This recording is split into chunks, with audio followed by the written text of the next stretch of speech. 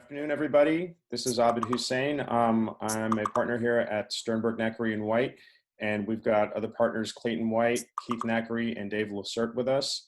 And we are talking about business reopenings, as is a hot topic right now. And so I'm going to turn it over to the attorneys here. I think Keith had mentioned that he wanted to give his update first, right? Sure. I'm going to give a brief update on some new things going on with the PPP loans, in particular forgiveness. The forgiveness applications have been issued by the SBA. There is some good information in there, definitions of FTEs as those who are working 40 hours. Also the ability to do simple FTE calculations by looking at your employees that are under 40 hours and counting them as half of an employee, and looking at those that are 40 or over and looking at them as a full. Those calculations can be a little complex even in the simplified version, and it's your choice which version you're going with right now. Can have huge ramifications, so you really want to plan that one out. In addition, they gave us a good definition of what the payroll costs are going to be, both those paid and incurred, and giving us an alternative payroll period for those that are paying their employees either bi-weekly or more regularly than that. All of that, some really good updated information, really good tools to plan with. I would anticipate we'll have some changes in the near future, but now is the time to really start that planning or continue and modify the planning that you've already done. Some real opportunities to make sure you can maximize your forgiveness amount there. Keith, if there was one or two issues that you would say are the most potentially confusing issues where people who have received PPP money can get tripped up, what would those be? The two issues that are both most confusing and probably most important are going to be our reduction calculations. They provide the potential that somebody spends all of their money properly, but still ends up owing a significant amount back. And even worse, have spent the money. So it's not just a prepayment, paying the money back. They've actually expended those funds and are now going to still have the liability. And it's got a very short fuse. These are 24-month loans, first 6 months deferred. So it's an 18-month period to pay back these amounts. That cash flow hit can be devastating for a company. So really want to avoid those pitfalls. And so the way to get ahead of it is to do the planning up front, make sure you're spending that money correctly.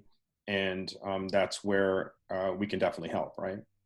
Sure. You want to make sure you're spending the money correctly, and you want to make sure that you're making your employee plans properly and sufficiently. Okay, great. So that's the update on the PPP guidelines. I guess, is that, or can we switch gears at this point, Keith? Yeah, that's it. Let's turn it over to our reopening team. All right. Clayton, do you want to take it away? Sure, I will. So we're going to be going over guidelines for reopening today, reopening your businesses. We get a lot of questions about this because there's a lot of confusion. And there's a lot of confusion because there's some inconsistencies in the information that's being put out there, and what do we have to follow and what do we use our judgment on. And for the most part, it's using your judgment. Just an example of one of the inconsistencies is the federal government and the state government have 3 phases. The city of New Orleans has 4 phases. So which one are we in? Right now, we're in phase 1 for everybody. Like I said, there are three kind of major levels: federal, state, and local. The federal is really giving guidelines to the states to decide when they want to open. Guidelines such as, the trending of new cases, deaths, that type of stuff. But it's really left to the states to decide when that state is going to reopen for business. So right now we're in phase 1 with the state and phase 1 with the city of New Orleans. Dave, you may be able to talk about phases in Baton Rouge. Yeah, the phases in Baton Rouge are much more in line with that of the state. No, New Orleans has kind of an outlier. They initially gave some guidance that was more stringent than what the state was proposing. They've since kind of walked a little bit of that back, most specifically the contact tracing, the requirement of customer logs, things like that. I think they acknowledged that was a little untenable and unrealistic for some large scale merchants like grocery stores, things of that nature, to keep those things. So they've since walked that back a little bit. That was never part of the statewide plan. Most local governments have adopted the guidelines issued by the state. However, there are some local guidelines out there that are kind of outliers. Some local municipalities require registration with the state fire marshal or the local fire marshal. I know the city of New Orleans is requiring registration with the local fire marshal prior to any business reopening. A lot of businesses don't know that. So it's really on a municipality by municipality basis, and it varies kind of widely. So New Orleans is a little bit of an outlier. Most people have taken the guidance of the state and ran with that, but there are some discrepancies, and you really need to contact your attorney prior to doing any formal reopening of your business. So from the state point of view, we went into phase one last Friday, May 15th. And like we said, New Orleans is a little bit of an outlier. New Orleans went into phase one on Saturday. Not a big difference, but why we had the difference, I don't have an explanation for it.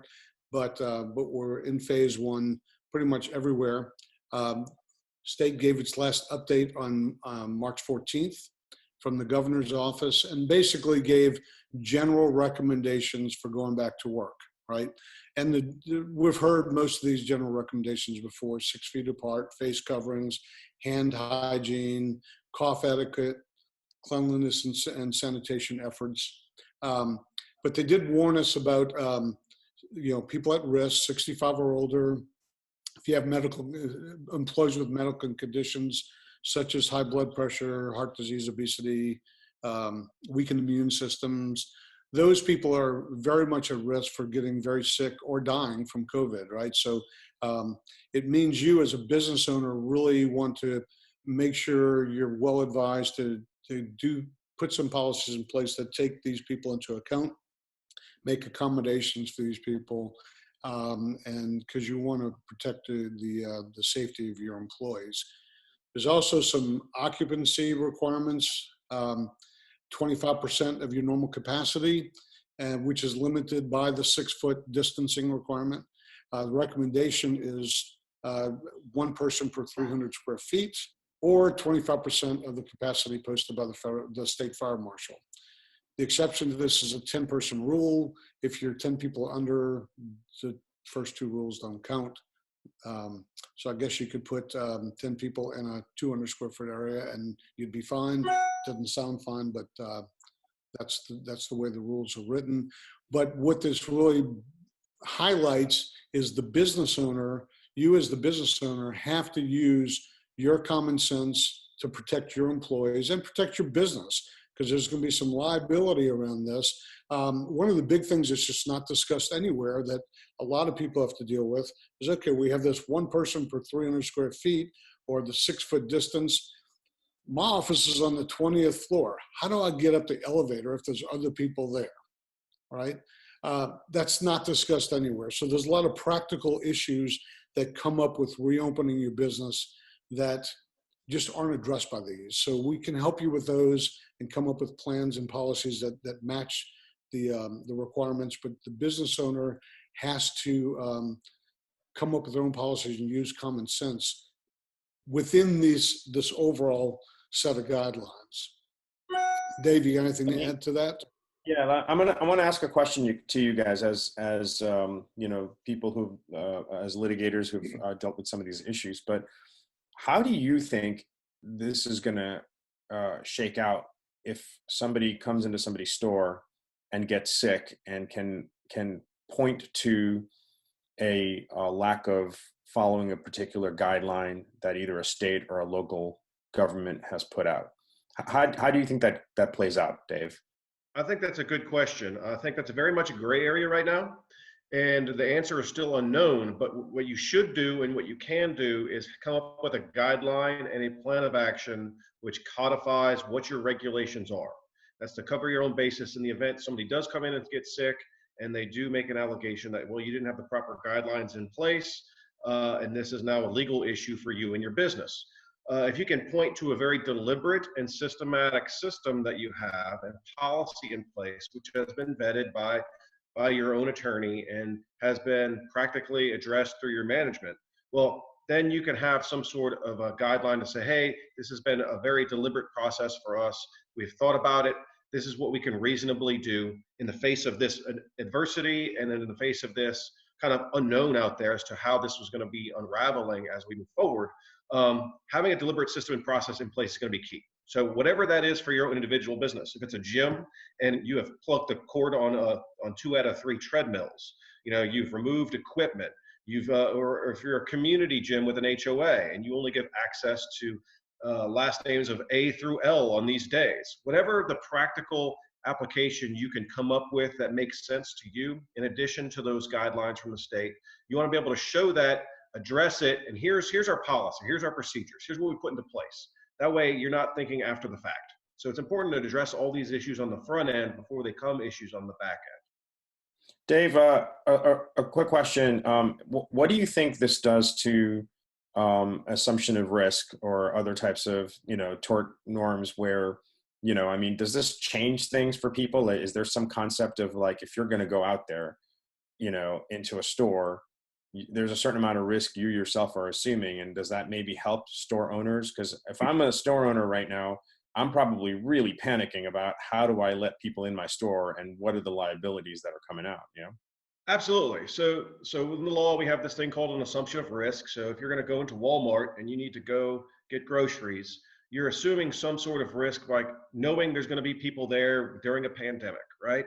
But there's also a counterbalance to that called duty of care, right? So a shopkeeper, storekeeper, a merchant, they have to have some sort of system in place to protect their patrons. Now, what that system is just a balancing test. Some of these regulations might be really onerous to put upon a store. I know, like the owner of Rouse's came out against the keeping of customer logs and rolls for grocery stores, and that was very reasonable, and it caused the city of New Orleans to kind of walk back what they were saying. So it's always a balance test, right? The balance of the assumption of risk needs to be kind of balanced with the duty of care from the merchant, and you come up with a game plan that kind of fits that. Now, there's going to be an inherent gray area in there. It's never going to be black and white in the law. I know it's famous for lawyers to answer a question with maybe, and the answer is maybe. It's a big surprise, right? So it's really important to be cognitive and deliberate about the process, though. Don't shoot from the hip. Don't do it on a whim. Think about it. Talk it over with your legal staff, and talk it over with your management, and come up with a very deliberate system. And I would say, based on what you're saying, that now is a time to pay careful attention to one's duty of care, because that's what you can help as a business owner with people coming into your business. And that's where we can help the most, right? Correct. Clayton, what are your thoughts? Yeah, my thoughts mirror Dave's.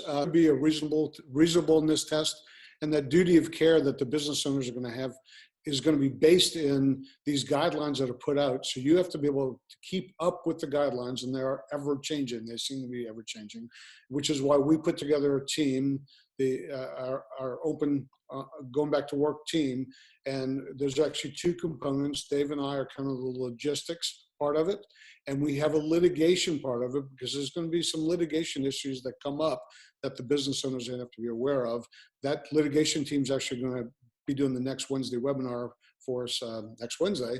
And so we'll go over some of that, but that reasonableness test and the duty of care means that the business owner has to be aware of and keeping up with these guidelines and doing everything they can within reason to match these guidelines and keep everybody safe. Times like this, there's so many things that are changing, so many standards. We're talking about economic models changing, social models that are changing, things that are hard to predict. I'd imagine that, small business owners they want to know what to be able to expect. They want to be able to predict what's happening, and it's going to be difficult, right? And so, but then at the same time, not being open is not an option. And so I think it's really important for us to be prepared. And, some of these policies that we can put in place for business owners, if there is litigation or if there's legal issues that arise, then at least they have something that they can fall back on, right? That's correct. And like I said, that's one of the reasons we put together this team. So we're looking at the logistical issues as well as the legal and legal issues that a owner may face. I just can't stress enough that it's a difficult thing to keep up with the different departments, the federal government, the state government, the local governments, and they're constantly changing. We have the team that's keeping up with all this stuff, so we welcome questions on an ongoing basis, not just right now for this webinar, but on an ongoing basis, we welcome questions from our clients. And Abid, one thing I did want to kind of breach while we're here is the state has hired now 300 contact tracers. So they're going to begin to implement that system. They're going to ramp up to eventually 700 contact tracers. And the way they propose it's going to work is that an individual who is tested positive are going to be contacted by one of these contact tracers to essentially create a system and network as to individuals they may have come into contact with. So what's going to happen, for example, if someone that we have come into contact with as a law firm has come in for a consultation, well, then eventually the contact tracer is going to want to know all of the people in our office that have come in for consultations we've been in contact with. How does that create a privacy issue as to the release of that information? I know the Department of Health has said this stuff is strictly confidential, but you as a business owner might be in an area which requires confidentiality. So that's a consideration as we're moving forward. This is a new area of the law. I know they've talked about a lot of different things. Is this constitutional? It probably is constitutional in the 10th Amendment. You know, the states have really broad police powers, but can you be compelled to give over your client list for the people you've met with that day? It's probably best to get out in front of this and educate your clients as to, well, you know, we're going to have a system and a policy, a privacy policy, which, you know, entails us authorizing, being authorized to release your contact information to a contact tracer should we be authorized. You know, that's going to be a sticky situation for some businesses. So it's important to kind of address these issues on the front end, make sure that, you know, your clients are aware of these types of issues and see what can be done on the front end rather than the back end. Yeah, I could easily see how this could turn into non-COVID related potential issues that come up when we start talking about privacy concerns, people being logged, people asked about if they have had COVID or not, or even how someone's been treated once they've been diagnosed or are open about having had COVID, you know? So there's so many multiple different ways that this could ripple out. I want to kick everybody back to our website. I know we've got a lot of resources there for everyone to review. We've done a lot of web chats. We've got a lot of guides. There's a lot of frequently asked questions up there that might be able to answer what you have. Of course, Clayton and I are always available via email, but as well, for any sort of issue you may encounter that we haven't covered today, or if you want to talk offline. We've got a bunch of issues in the resources on the page on our website. Also, David at SNW.LAW, Clayton at SNW.LAW. I want to thank Abid for emceeing today, and I want to thank everybody for listening. Thanks, everybody. Thank you. Wash your hands, stay safe.